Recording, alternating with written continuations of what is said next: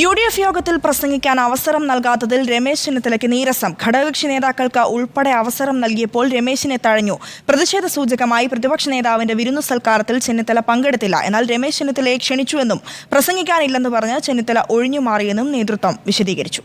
അല്ലമീനാണ് വിശദാംശങ്ങളുമായി ചേരുന്നത്. അമീൻ, എന്താണ് ഉണ്ടായത്? ചെന്നിത്തലയ്ക്ക് അവസരം നൽകിയിരുന്നില്ലേ?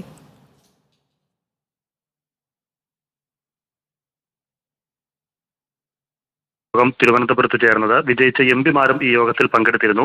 ഈ യോഗത്തിൽ ഘടകകക്ഷി നേതാക്കളും കോൺഗ്രസിന്റെ നേതാക്കളും ഒക്കെ ഈ യോഗത്തെ അഭിസംബോധന ചെയ്ത് സംസാരിച്ചിരുന്നു. പക്ഷേ രമേശ് ചെന്നിത്തലയെ യോഗത്തിലേക്ക് ക്ഷണിച്ചില്ല എന്നുള്ളതാണ് ഇപ്പോൾ അദ്ദേഹം പരാതിയായി ഉന്നയിച്ചിരിക്കുന്നത്. തെരഞ്ഞെടുപ്പ് കമ്മിറ്റിയുടെ പ്രചരണ സമിതി ചെയർമാൻ കൂടിയായിരുന്നു രമേശ് ചെന്നിത്തല. അദ്ദേഹത്തെ ക്ഷണിച്ചില്ല എന്നുള്ളൊരു നീരസമാണ് അദ്ദേഹത്തിനുള്ളത്. ഘടകകക്ഷികളെ ഒക്കെ ക്ഷണിച്ചെങ്കിലും രമേശ് ചെന്നിത്തലയ്ക്ക് അവസരം നൽകിയില്ല എന്നുള്ളതാണ് അദ്ദേഹത്തിന്റെ ക്യാമ്പ് ചൂണ്ടിക്കാണിക്കുന്നത്.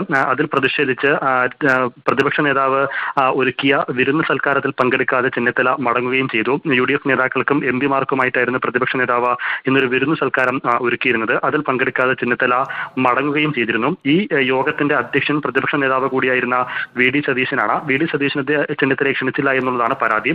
പക്ഷേ നേതൃത്വം പറയുന്നത് രമേശ് ചെന്നിത്തലയെ ക്ഷണിച്ചിരുന്നു, പക്ഷേ അദ്ദേഹം പ്രസംഗിക്കാൻ കൂട്ടാക്കിയില്ല. കോൺഗ്രസിന്റെ 5 നേതാക്കൾ യോഗത്തെ അഭിസംബോധന ചെയ്ത് സംസാരിച്ചത് കൊണ്ട് താൻ സംസാരിക്കാനില്ല എന്നൊരു നിലപാട് ചെന്നിത്തല സ്വീകരിക്കുകയായിരുന്നു എന്നുള്ളതാണ് ഈ വിഷയത്തിലെ ഔദ്യോഗികമായിട്ടുള്ള വിശദീകരണമായി പുറത്തുവരുന്നത്. ആര്യ, ശരി, അല്ലമീനാണ് വിശദാംശങ്ങൾ നൽകിയത്.